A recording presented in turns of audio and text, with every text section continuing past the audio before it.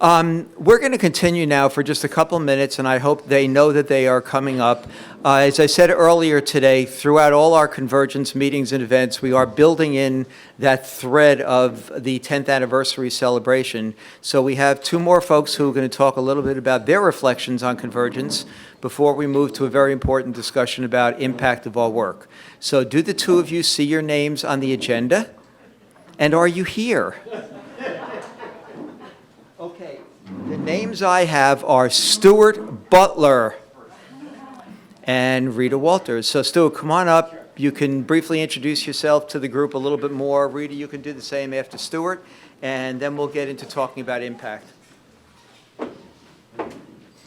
Great, thanks very much, Rich, and thanks to all of you for being here today.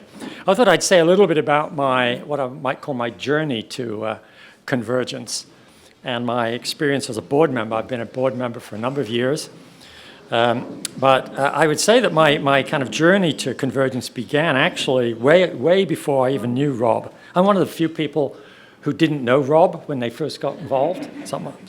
Everybody seems to kind of meet through Rob. But actually my journey really began in the mid-90s. I was at the Heritage Foundation, a very conservative institution. I was actually there for 35 years, but in the mid-90s, there was a lot of discussion going on about welfare reform, about the idea that the welfare system really wasn't working and that we needed to have a significant overhaul. And you remember that President Clinton was very much involved in that. So when I was at Heritage, I actually kind of got together with people from a wide variety of policy organizations, people on the left especially. And we kind of got together and said, we all feel that there's something wrong with this system, and we all feel that there needs to be big change. Let's see if we can kind of work it out. And we spent a lot of time trying to trust each other. I mean, people on the left thought that I was from the Heritage Foundation, a conservative, that I had a special device called a grinder that was ground into the faces of the poor, things like that.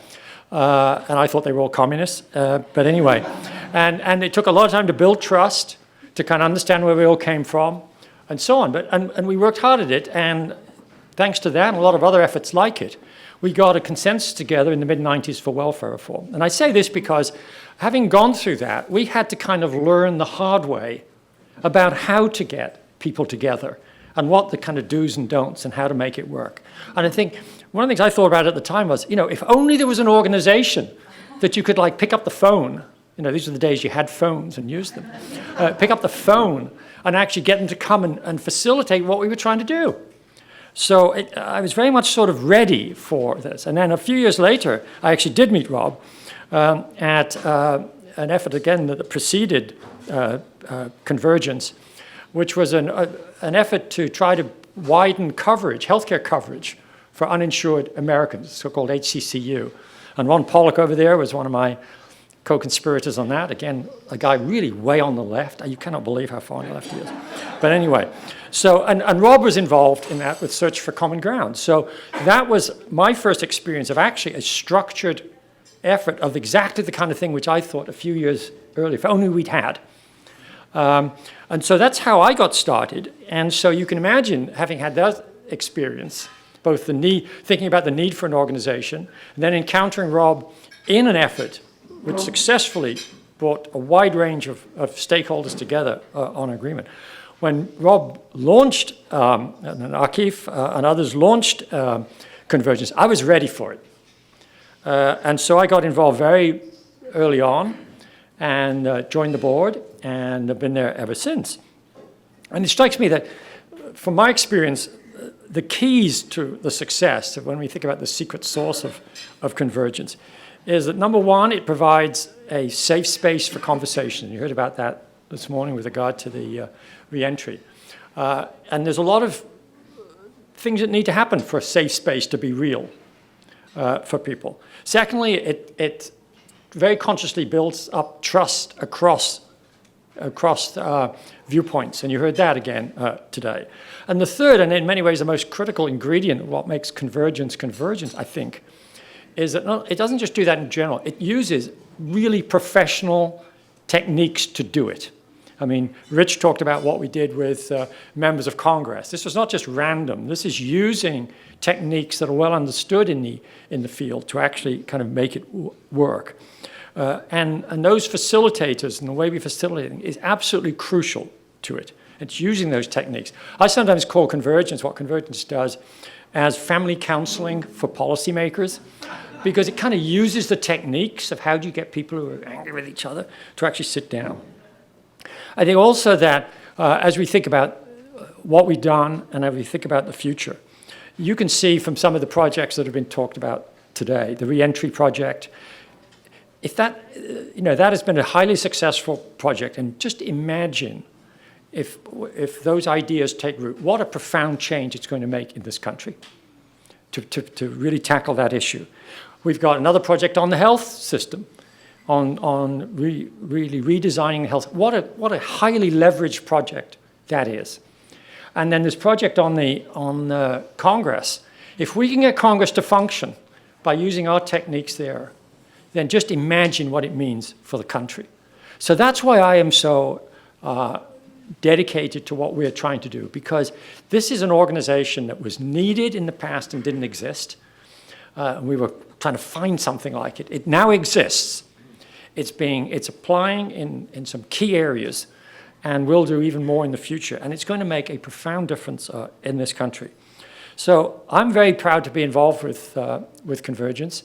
I just want to like everybody else does, say pay tribute to Rob, to Akif, and others who helped set this organization. And I just want to thank everybody, all of you that are involved in it, for what you're doing. So thank you very much.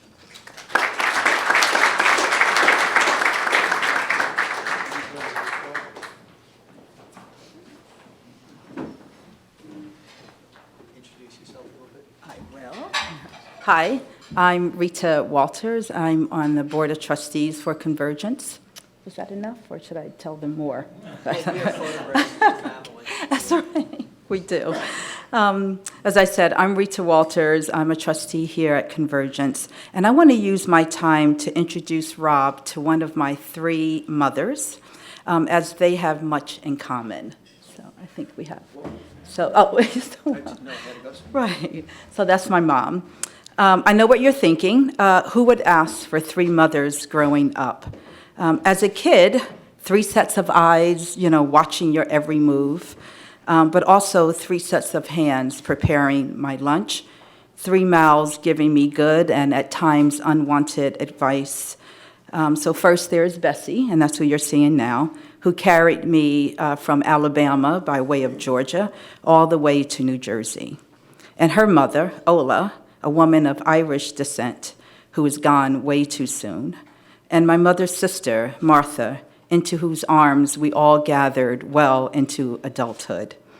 All of them led by example in teaching me the value of hard work and the dignity of all work in the service of others, whose strength and endurance knew no bounds.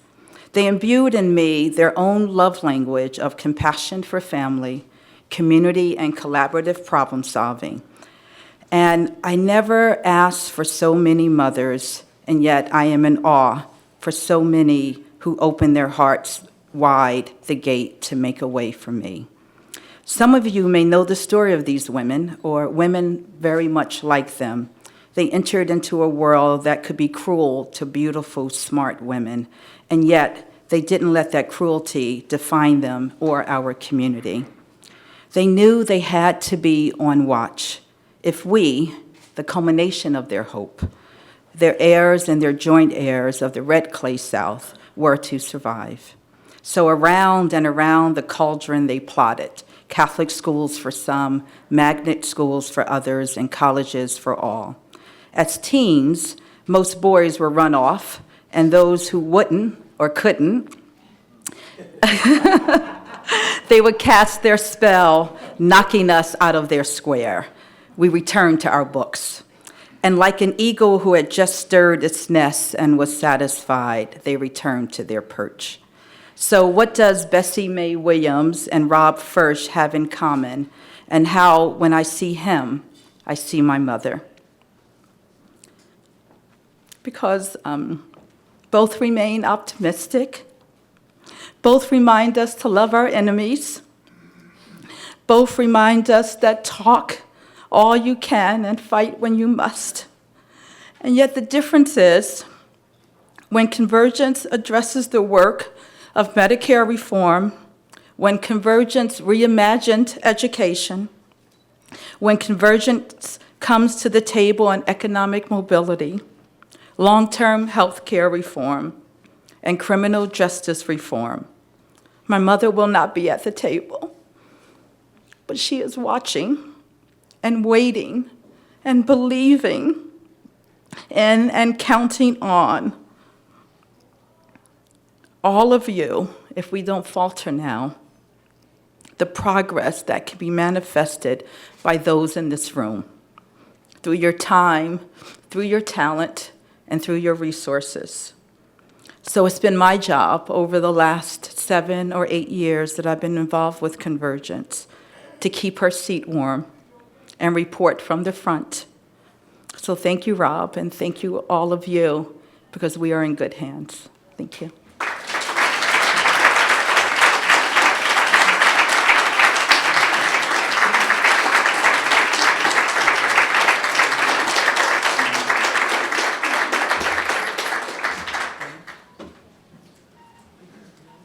We'll take a break now. Wow. Thank you, Rita. That was just incredibly heartfelt. Sharona, good luck following Rita.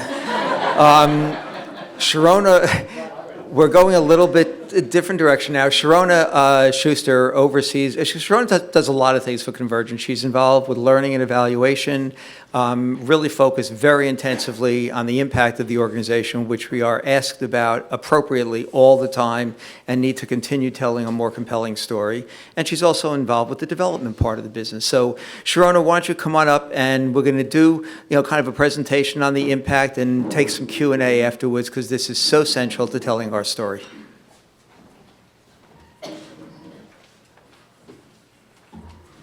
Thank you, Rich. I was going to suggest that we all go home after Rita's very profound speech, but I guess it's not quite time yet. So let's together take a closer look about the difference that Convergence has made over the last decade. Over the last decade, we've convened over 300 leaders for dialogue leading to action across 10 projects. And for those of you who are new, what we do is we convene the stakeholders with the knowledge, the resources, and the commitment to make change on a critical national issue. Like leaders listed on this slide here, all of whom have participated in our dialogues. And typically these groups, they tend to work in silos. They often put huge amounts of resources towards results that sometimes conflict with one another. And what we do is we build the relationships and bridge the differences so that all these groups can be directing their energies towards a common purpose. Now, our work is based on the idea that there's no one individual or organization that alone can bring about change on complex and critical issues facing the country. It takes the collaboration of many. And we take the same philosophy towards how we look at our impact. So as we evaluate our work, we're not looking only for ways that we alone caused certain results to occur. Rather, we want to understand what our contribution has been to advancing progress on the important issues we address. In shorthand, we look at our contribution, not just attribution. So how do we know what impacts we're having? We have a system of evaluation that we use for each project that includes a bunch of tools that are listed here. We use surveys after each meeting to get feedback from the participants. We have conversations with each participant after each meeting to debrief, to hear from them about what they see is going well and what's not, to get ideas from them about how to move things further forward. Our teams debrief so that we're reflecting and capturing learning and understanding how we can maximize the progress and success of the work.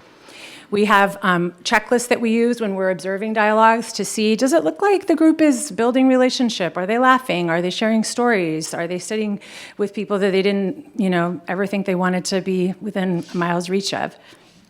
And then at the end of the dialogue, we do more surveys to find out what are the ways in which the group's recommendations have been adopted by the organization? How is the person themselves changed? Are they more willing to work with people that they disagree with, et cetera? So, Today, I'm going to talk about our impact in 4 different categories. We're going to look at convergence to influence on the government, on businesses, on nonprofits, and on individuals. So let's start with our impact on government. Some of this you've heard a little bit this morning in other people's presentations, but I'm just going to go a little bit deeper. So we have 3 primary examples of our work in impacting government. This includes our work on long-term care, our work on health reform, and our work on budget process reform. And here you see a picture that's about 3+ years old of our long-term care financing collaborative in 2016 when they announced their shared agreement and the recommendations that they came to. Time passed, and we didn't quite know what had happened with those ideas. They were ready if anybody might take them up. And recently we discovered that one of our stakeholders actually took the group's proposals, refined them, and created a different proposal that was similar but based on a lot of the same ideas. And now that proposal has been shared with members of Congress, and as Rob mentioned earlier today, it's become the basis for a draft bill that's being proposed by Rep. Frank Pallone, who actually chairs the House committee that has jurisdiction over health care and long-term care policy. So in this case, it took some time, but our ideas were incorporated into draft legislation. Another example is with our health reform work, and in 2017, as the country and as Congress was really, stuck in a lot of debate around the Affordable Care Act, we brought together a group that included experts who both helped create the Affordable Care Act and also those who'd worked hard to dismantle it. And they were able to reach bipartisan agreement on how to strengthen the healthcare system. And many of the recommendations that were reflected in bipartisan legislation in the Senate in 2017 mirrored the group's recommendations. And so you might ask, well, how did this happen? Our work received a lot of coverage in major outlets, and including over 100 different media outlets. And the way that we see it is that our efforts really helped reshape the perceptions of both policymakers and the media on what was possible in terms of bipartisan agreement. You've heard a little bit today about our Building a Better Budget process work. This is our last example of how we've influenced national policy making. And basically, several of our group's proposals were included in legislation that was considered by a committee last year in Congress. And also, these ideas are now part of legislation. Here you see our very own Matt Owens testifying before a Joint Select Committee on Congress with another stakeholder. So what I want you to take away from this is that in all 3 examples, our stakeholders' ideas have made it into draft legislation in Congress. And although we can't control the dynamics of what passes into law and what doesn't, we see this pattern as an encouraging sign of the power and reach of our stakeholders and the solutions that they develop. And then our more recent impact on the government, as Rich shared this morning, is we've been invited to work with the Congress's bipartisan working group. And this actually came about as a result of our budget process work, where the members of Congress that we were meeting with to educate them about our proposals were very impressed with Convergence's unique approach and with its neutrality. And as Rich shared today, there's tremendous potential here. We're very excited to be able to strengthen their relationships and help them to be more effective as they work towards bipartisan legislation. So another area of impact is in the business sector. And I'm going to give you a couple of exciting examples here. One is our project on nutrition and wellness. So as part of that project, Convergence worked with the National Association of Convenience Stores for several years. This is a group that represents over 150,000 convenience stores across the country. And they shared that our work with them really enabled their industry to better provide healthier choices to consumers across the country. And I'll just tell you a little bit about what we did.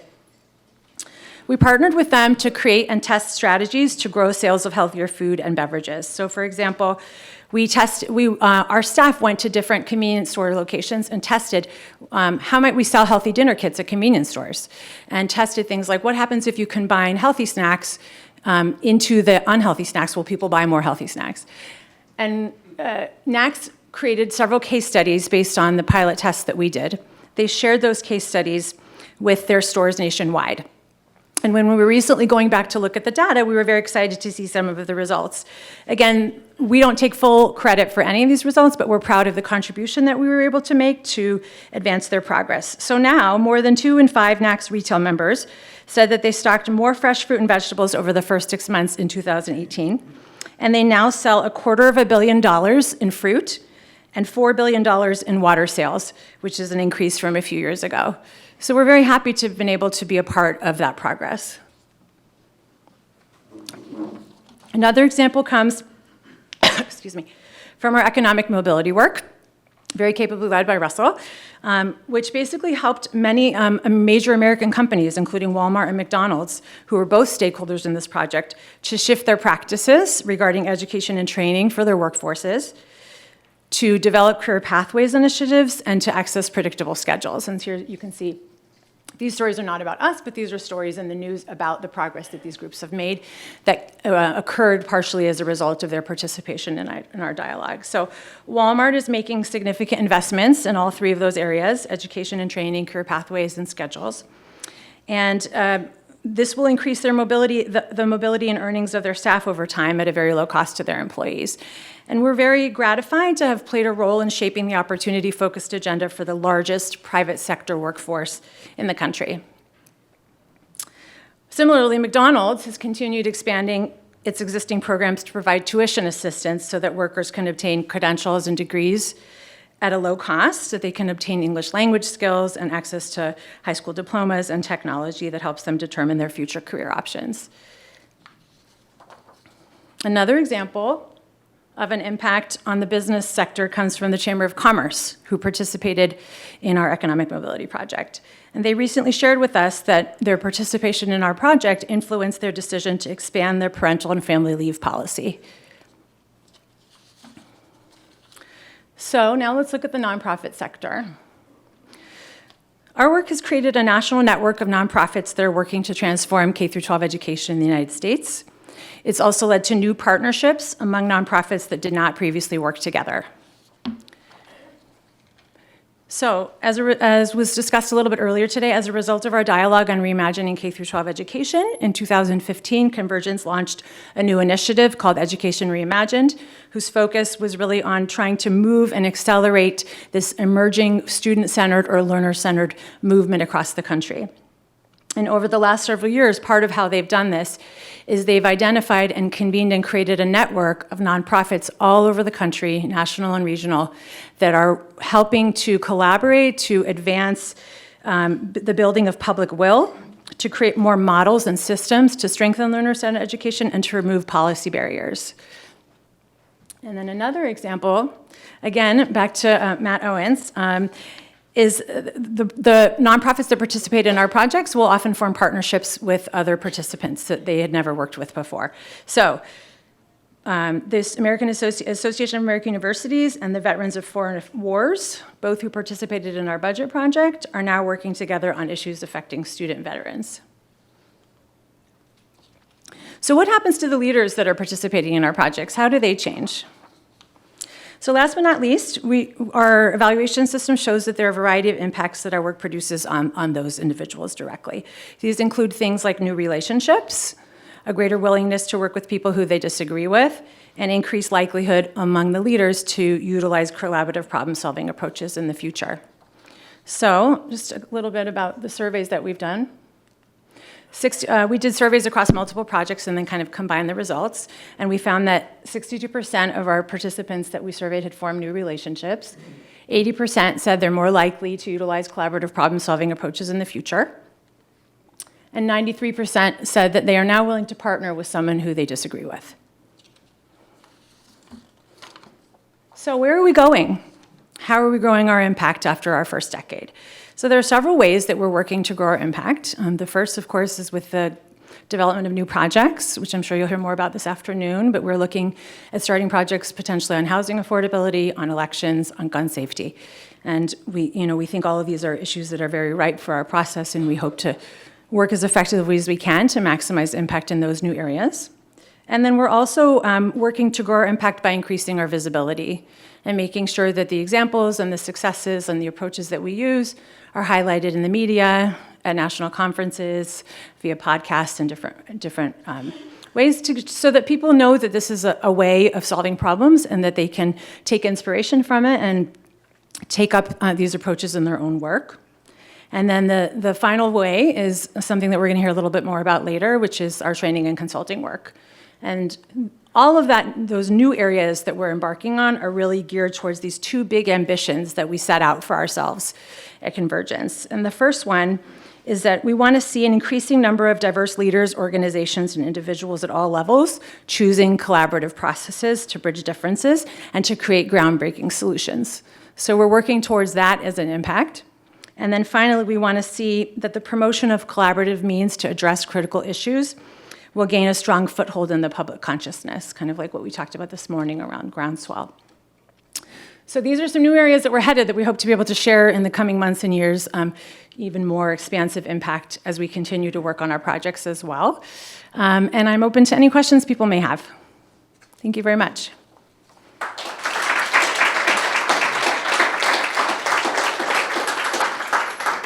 We have time for a couple of questions. Anybody? We'd love to hear what your thought is about the impact Convergence is having. Laura.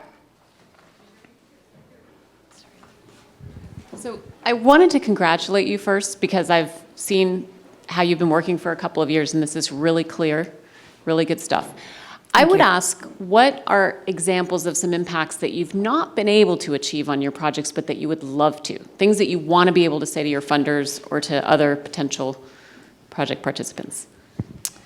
That's a great question. I think it probably varies by project.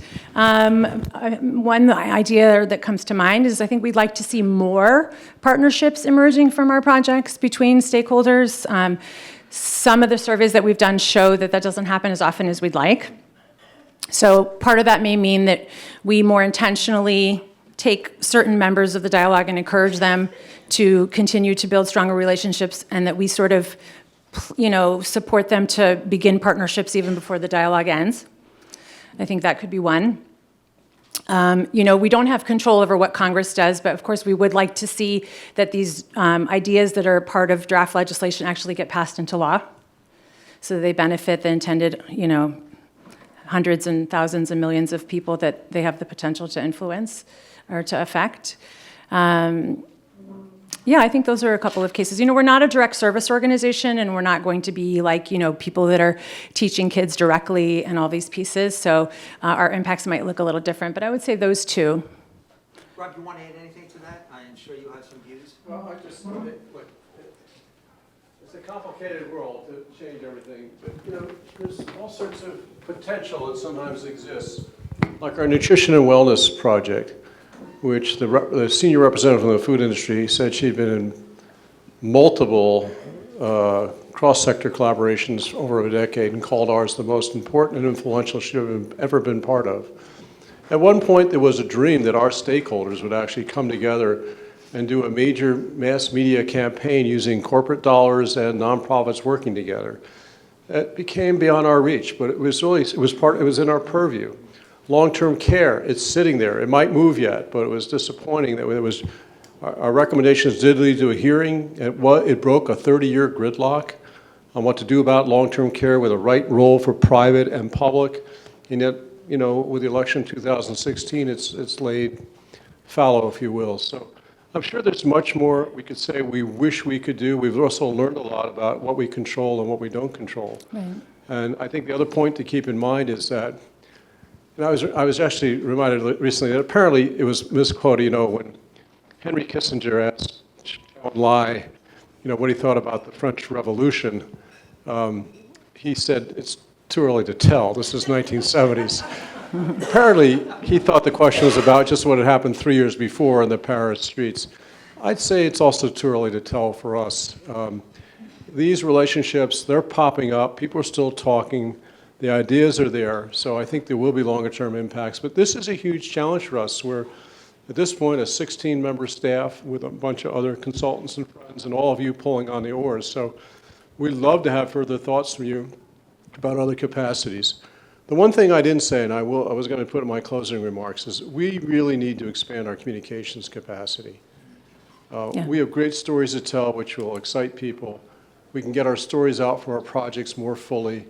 We have a small staff, so dedicated working on that. But as we look at our future, the ability to communicate, get stories out, have people learn about these successes, support our stakeholders to get the stories out over time, is a gap for us. We've always We didn't even have a communications person until Susan Jerrison came in to save the day 3 years ago for us.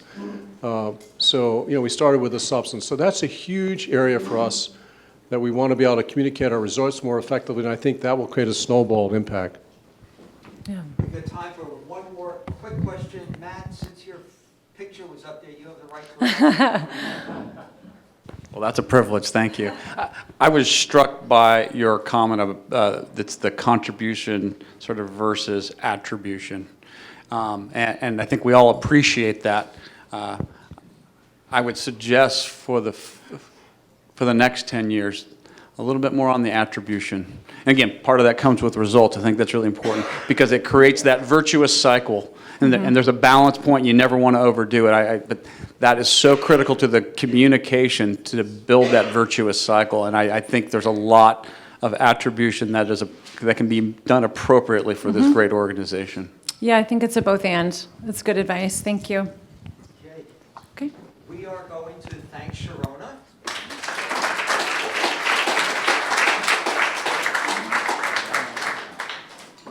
Okay, Amanda? Yeah, might as well sit down, bring your card there. I'm going to work from here for a few minutes. Okay. Now, let me see. Yes, we are good.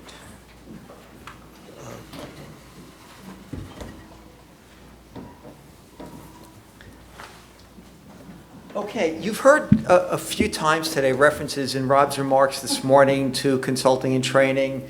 Sharona just referenced it. And I mentioned earlier about BPWG, in fact, being just a very large consulting project, a very significant one, but it's effectively a consulting project. And let me talk to you for the next little bit, and then Amanda is going to kind of get you guys working on some stuff. What's going on here? And I'm going to start with the why we're doing it now and then get to the what are we doing. We're looking right now for reasons of both revenue and reach, really systematically at whether there is an opportunity for Convergence to build a viable, with a good business model, viable consulting and training operation. And one, this can give us enormous reach, and this was alluded to earlier a number of times, in terms of the folks who have the opportunity to experience what we do, who have the opportunity to take collaborative problem-solving techniques into different kinds of environments and really create, to some degree, that groundswell that's really been part of the Convergence vision since, Rob and Akif and others first got this started. Secondly, what are we doing? So it's revenue and reach. Oh, the revenue piece, let me mention that. Rob talked earlier about the need for continued funding. We basically have two primary sources of funding. We have grants, mostly from foundations for projects, and we have individual support, sometimes for projects, sometimes for general funds, but we need alternative sources of revenue. Foundations are prickly, and I say that with great respect to the couple of foundation people who I know are here, but foundations change their priorities, and every once in a while we experience something that affects what we do because they've kind of had a slight shift in the winds. Individual donors, tremendous amount of work involved there in building those relationships, and we're doing a wonderful job, but need to do a continued better job. And developing alternative sources of revenue that are significant, not just modest, would be a great way to give us greater flexibility to support underfunded projects and launch some efforts, for example, expanding communications and so on. So this effort is about revenue and reach, and they are by no means mutually exclusive. What are we doing? The board at its, where are we now, February meeting, asked me to take the lead in assessing the viability of developing a consulting and training practice for Convergence, assessing whether there is a business model there that can work for us, and figuring out what the organizational design of that might be, and so on. And I have had just an astonishing team that we put together. I can't begin to tell you how great this has been. Internal Convergence folks. We have Amanda Brown, Sharona, and Stephanie. Stephanie is still there, yes. So these are our three internal resources who've been phenomenal. And we were able to invite, and I put that in quotes, a number of people to work with us as we really assess very, very rigorously whether there is a there for Convergence as a consulting and training operation. And just I want to mention the folks who are on the team because this has just been a phenomenal experience working with them. A couple of them are here today. Kazar, Sharif, Kazar. Hey, it's Kazar, okay. Kazar brings a tremendous corporate perspective from his 30-plus years at P&G. That was the unnamed consumer products company he mentioned earlier. It will now remain just initialed. We won't actually refer to it. Will Draper. Will is sitting in the back here. Will is a former McKinsey partner who later was involved in starting another firm called Exetor. Will has been just a terrific source of rigor and brought kind of many years of consulting experience and has really pushed the boundaries of our thinking. John Gruber, who many of you know, was on the Leadership Council. John is our program manager at Einhorn, which is our largest funder, basically. And John, in a prior life, was actually a consultant, where, strangely enough, he worked with my stepdaughter and my son. Just weird world. True. And finally, David Katz, who is also an LC member. David is based out in the Bay Area. He works for Quid, which is a big data, really interesting high-tech company. And David also has some consulting experience. So the group we've put together here has just been phenomenal. Between us, we probably have, 60 years literally of consulting experience. Will has 45 and I have 15. No, sorry, Will. It was just like a softball. It was just sitting there. Sometime. The group has met 4 times, and we have 2 more meetings scheduled. We actually had a meeting yesterday, which was tremendously productive. And what we've agreed to do is report to the board in October with a recommendation as to whether this should go forward. We are not going into this with a predisposition that says, oh, we'll do a quick analysis and then we'll launch it. We're doing a very rigorous analysis, as you'll see in a moment. And while we are hopeful that this will go forward, and I think we're all doing this because we believe it has legs, we're not going in with a predetermination, and the board will ultimately make that decision, which is the right way to go forward. So if you're going to start a consulting firm, as somebody who's done this a few times, what I can tell you is you kind of have to know what you stand for.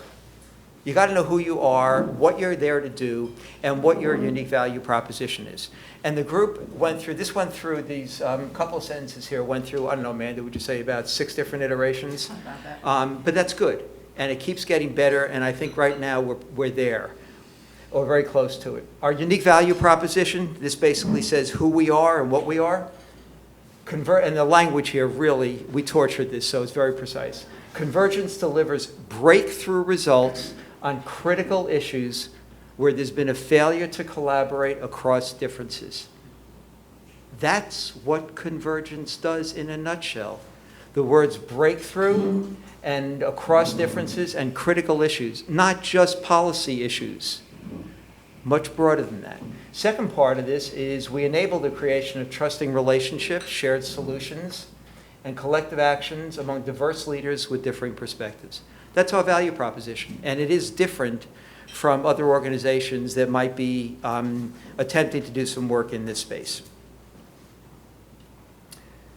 So then, once you kind of say who you are, you got to figure out what you're going to do. And we had some very kind of fun discussions in the early days of the group meeting. When I remember I posed the question to the whole team here, the 7 of us, and just said, so, what are we going to offer? It's kind of like, well, Convergence does projects. Oh, that's great. What are our service offerings? What are our products if we're going to go a product route? What are we going to be providing to organizations that might have an interest in our work? And how do we describe these intangible terms that from a marketing and a marketplace point of view will create excitement among potential clients? And we came down, and Will was tremendously helpful here. We came down to really finally deciding, fundamentally, there are 3 areas where we're going to play. First area, as you can see here, is collaborative problem solving, from dialogue to action to results. Okay? And that basically is where we lead a multi-stakeholder dialogue for an external client on an issue where there's been difficulty working across differences. That's kind of, go do a convergence project somewhere. Okay, second is coaching. And this is very, very important. Rob and Stuart, and to a lesser extent me and Russell and Stephanie and other project directors, do this when people call and say, I'm kind of doing something here. Can you give me some advice? which we should have been charging for, but I won't say that retroactively. So we advise and support clients who are trying to execute a multi-stakeholder dialogue by offering coaching strategy and capacity building for them. We don't take the lead, but we are basically providing wisdom, capacity, insight, counsel, and so on. You're paying for what we actually know how to do really well. The third piece is leadership training. And in this area, we'd be offering training opportunities, and note the language again, for current and emerging leaders in diverse sectors that develop participants' capacity to design and execute successfully multi-stakeholder dialogues leading to action. Now, let me tell you a little bit more about the training piece, because there are 14 million firms that offer leadership training. How do we differentiate ourselves? Well, this is what we said we want to do in our programs. They learn key characteristics of collaborative problem solving, learn how to develop kind of a landscape view of an issue, how to define and frame a problem. One of the absolutely greatest assets that Convergence has is our ability to frame problems in a way that draws people in, build trust and relationships among individuals with conflicting views, facilitate discussions across perspectives, and to catalyze collective action.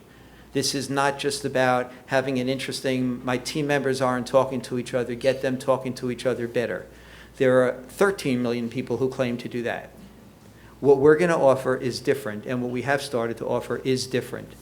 So just to make this a little bit more tangible for you. So when might a client come to us? Good example. And I should mention here that Rob gets calls all the time from places, people, institutions. And I know as of today's conversation, Rob is going to turn every one of these into a significant consulting opportunity. Just so everybody, Rob, you commit to that? That was good. Thank you, Rob. So we've got Rob's... $50 to get an answer. We've got... How much? $5,000. Okay. Yeah. That's good. You're wearing your fund development hat. That's good. So what kinds of things? So, and I'll give some examples, and I'm building off calls that I know Rob has gotten and things that, I've heard about. A university called Rob a couple of years ago. And I hope I'm not making too much of this up, and at least there's an element of truth here. And basically said, we're having all sorts of problems on campus with date rape issues, with sexual harassment. We got all these people who ought to be talking with each other differently and having conversations that aren't happening across different elements of the institution here. Can you do convergence? I love when people say, can you do convergence? It makes my heart flutter. I mean, it's so sweet. And the answer is, that was a consulting opportunity for us to do lead a multi-stakeholder project, because they had no idea what to do. Rob gave them a lot of good free advice and probably helped them. But now with his new mindset, as you heard, he is now moving towards articulating these more in terms of opportunities for revenue and reach. Right, Rob? Thank Rob. Good. We've really worked hard to get to this point. Okay. The coaching piece, and this is actually a terrific example. The head of planning for a major city in the United States heard Rob speak at his salon and said, wow, what you guys do is amazing. And it is. You just heard all about the impacts and stuff. We have all these interest groups in our city that we would like to bring together. We can probably bring them together, but can you help us figure out how to get them talking about the right stuff in the right ways, leading to building some consensus around what our planning priorities should be for the next X number of years. Again, that would be a perfect example of a coaching opportunity. Perfect example where we can go in and provide help. Third example I'm going to give you on the leadership training piece is executive education programs, both run by universities and also offered by corporations around the world, are a phenomenal source of revenue for most of the world's consultants. Okay, I mean, I can't tell you how many people make a living off executive development programs, many of whom are fabulous, some of whom just kind of do the same gig from program to program. And if we could figure out a way to institute into existing leadership development programs, whether it's a program offered by Harvard or if it's a program offered by JP Morgan Chase, internally or externally, a component around collaborative problem solving. That would be incredibly powerful and get very much of what Rob was talking about earlier about outreach to leaders as a means of expanding our reach. So these are the kinds of things that are out there that if we decide to go forward, we think could really be very, very significant for the organization. Okay, so what's the next question you have to consider? You're building a consulting firm. What's next? Come on, there's consultants sitting here. What do we think of next? How do you sell? Where do you sell first? Who might be interested in this stuff? And we looked at and had a great discussion about potential markets and talked about universities, foundations, and what was interesting, John Gruber, who's at a foundation, gave us great insight into why foundations could be enormously ripe for the kind of work we do in terms of bringing their grantees together around more focused support for the kinds of issues that are important to them. Faith communities, incredible challenges there around multi-stakeholder issues. For-profit sector, partnering with other consultants. And I'm going to add here, the one we forgot to put down, this is my oversight, is the government, where, of course, we now have BPWG as our largest consulting client. So we basically have a range of market opportunities here. By far, the most difficult to crack will be the for-profit one, because that's where the greatest amount of competition is. But we have some, I think, really great ideas evolving here. The other thing this group has done, which we didn't present today, but I just want to let you know, we wrote 3 case studies. When you're selling consulting practices, nothing's better than a strong case study. And we wrote 3 cases dealing with the B3P project, building a better budget process, EdRe, Education Reimagined, and Reentry Ready. And we have really reconfigured the way these stories are presented in what I would consider to be a much more market-focused, saleable, and understandable way to potential clients, which is we highlight what was the challenge in 1 paragraph, what was the approach we took, and what were the outcomes, what were the results. That's it. It's a 1-pager. Now, have you ever seen a Convergence 1-pager describing a project? It doesn't exist. We now have 3 of them. Now, we're going to write more cases, too. And these are very, very powerful. We've gotten great feedback on the cases from our colleagues who said, this is like the kind of stuff you need to tell if you're going to sell a consulting project. All right? So a lot of work has been done. Now, Mark is 100% correct. Then is how do we sell? First, we'll figure out if we want to go this route, and then we will do a lot of development and training work to help people learn how to sell, Mark, to your point, which I think is right on the mark. So we're not there yet, but there is one other thing that must be considered. How do we decide what's acceptable? This work is driven by the Convergence mission. There is nothing we will take on, if this goes forward, in any way that is not consistent with the Convergence mission. That is absolutely heads and shoulders, non-negotiable, number one. The mission will never be diluted by this work if it develops. We look also and have to look at our skills and capacity. What kind of bandwidth do we have? What kind of skills do we need for projects that may be coming our way or that we're reaching out to explain to people? Do we have the capacity internally? Can people's time be reallocated? We have phenomenal resources internally, and a number of the people sitting around here from Convergence have said, if this goes forward and bandwidth is not an issue, I would love to be doing some of this work. But there's a bandwidth question. And we've also begun to identify about 10 to 12 people who know us, who we also think might have an interest in doing some of this kind of work. Some of you are sitting here, but we haven't reached out to you yet, and said, would you be interested, if the work were to develop, in participating with us in this? So we are trying to build a pool of people right now who really get us, who can go out and obviously deliver some of these things.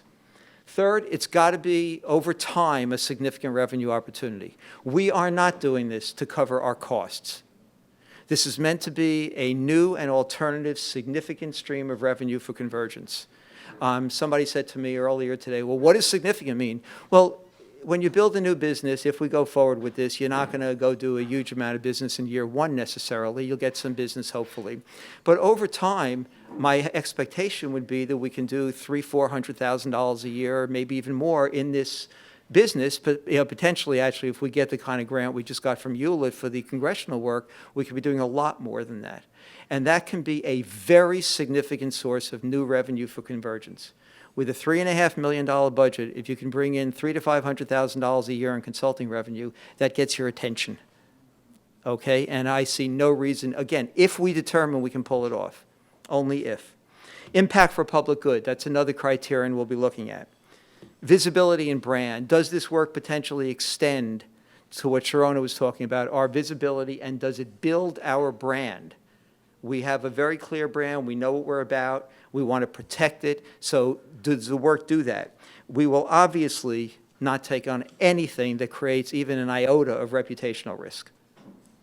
Okay, so we will be very conservative in that regard because we've built a very clear picture of ourselves in the marketplace of ideas, and we don't want to take on anything that risks that. And the third is whether it expands our reach. Now, going forward, the committee or the team is going to meet 2 more times. I swore to all the team members we will have our work done by late June or July, and we're going to stick to that whether we're done or not. We will get it done. And there are 3 or 4 issues, just to let you know, that we're going to be looking at, and then I'm going to pass it off to Amanda. One is pricing. How do you price this stuff? And how do you differentiate your pricing from commercial clients to foundations, nonprofits, universities, and so on? Now, I've done work in all those sectors for many, many years. Will has, other people have too, and we've got some ideas about how to do that. That's not that hard, but we have to address it. You got to figure out what your pricing strategy is. Another thing is the design of the organization, if we go this route. How will we configure this kind of subunit within Convergence? Does it need a full-time person leading it? Do you have somebody who sells or who consults? How do you use existing resources? How do you bring in outside contractors? Who will they be? There's a lot of stuff there. Very importantly is protection of intellectual property. And we actually discussed this yesterday, and I think got some very good counsel there. But protecting our IP is important, but let me remind you, Convergence has a view that we want to get much of what we do out there more. So we have conflicting needs here. We want to protect what needs to be protected, but we also want to get the ideas and the approaches of Convergence much more broadly in the marketplace. So we kind of have to balance that. And the last one is, and those of you who know me well know that I am a complete technological nerd. I'm just an amazing, my MySpace page is like amazing. No, just kidding. No, but we're going to start looking very seriously at the role of technology here in 2 ways. One is using technology to help do the work, and there may very well be some ways that we can do this. Using technology, that's a given. But maybe more importantly in the short term is using technology to market our work and accelerate our ability to build the practice. So that's the stuff that we have done, are doing. We will make a recommendation to the board in October. You probably won't hear the answer at the October LC meeting because the board meeting is the next day. But I promise you that once we figure out if and when we're going forward with this, all of you will certainly hear about it. So that's what we're doing and why we're doing it. Amanda, it's yours. Thanks, Rich. Here you go. So as you've heard, we are deep into the assessment of what this thing might look like if we decide to go forward. And we'd really need your help to sink your teeth into some of the questions that Rich just hinted at. And we're going to ask you to dig in and help us with some of these. So in a minute, I'll talk about how the structure of how we're going to spend the next few minutes. But let me first walk through the questions, and you'll have some choice as to which questions you want to sink your teeth into. So you can think about that as we're going through them. The first question has to do with what institutions and services in your network you think might be interested in our services. What institutions and organizations, within our network. And we're going to ask you to get pretty specific about this. We'd like you to think about particular organizations that you know, potentially whether or not they have problems that you may be aware of that might lend themselves to a convergence process, and ultimately we'll ask whether you might actually make an introduction to them. We're trying to get some flesh on the bones of this market question. Is there a there? And we're gonna break up in a few minutes and go to tables. We'll ask every table to tackle that one. The next 3 questions will be table specific. One is about how might we use technology to accelerate and ensure the success of this endeavor? Wide open about how technology might be helpful. The third question is, how do we balance protecting our intellectual property with our desire to work more broadly? So that tension that Rich just alluded to is a real one that we're grappling with, and we'd love to hear your thoughts about how we balance those interests. And the third is, what is the pitch that will capture people's attention and differentiate us in the marketplace? So again, Rich laid out some ways that we think we're different, but we really want to hear, again, how succinctly, how can we be pithy about and compelling about what we can offer. So 3 instructions, if you'll bear with me, about how we're going to organize the next conversations at the tables. And if you have stanchions that are lying down with table numbers, like if I could invite you to stick them up, that would be helpful. Thank you. So if there's a specific one of these questions that you really want to dig your teeth into, tables 1 and 2 are going to discuss that network question, the first one, but then also discuss the technology question. Those are up here, the tables. Tables 3 and 4 are going to discuss that network question and then also the IP question. Those are 3 and 4 over there. And tables 5 and 6 are going to discuss the network question and then the pitch question. So we have 5 and 6 back there. And we'll ask you to pull in chairs. There's seats that are available at some of these, so you can arrange yourselves. When you get settled at your table, take a minute before you plunge into a conversation. There will be a handout where you can make some notes, and there's going to be a Convergent staff person at every table to help with that. As one of the introverts in the room, sometimes it's helpful to think about it for a minute and make some notes before diving into the conversation, so we'll ask you to do that. And then also pick a reporter, because at the end, we're going to ask for 1 to 2 ideas from each table that relate to your second question. So we're going to capture your network question on the sheets, and there'll be staff people taking notes. But we'll ask each table for 1 or 2 answers to the technology question, the IP question, and the pitch question. So find a seat, take a minute to reflect, and then discuss. And a quick question. Could you review the ways in which convergence solutions differentiate? Go back to the value proposition. Well, I think we have the value proposition. She said you reviewed ways that convergence is distinctive. Yeah, I mean, I think distinctive in terms of multi-stakeholder, in terms of complex issues where people are struggling to work across differences. I think in terms of building what Stuart and others talked about earlier, the unique approach about building relationships and respect as a precursor to getting into meaningful discussion of these differences. And the final piece is actually moving towards a commitment to action. And I think those are things that are somewhat different than a lot of other folks. Stephanie, you have a question. What do you want tables 8 and 9 to do? So pull in. 7, 8, and 9. 7 and pull in. Yeah, pull into these other tables.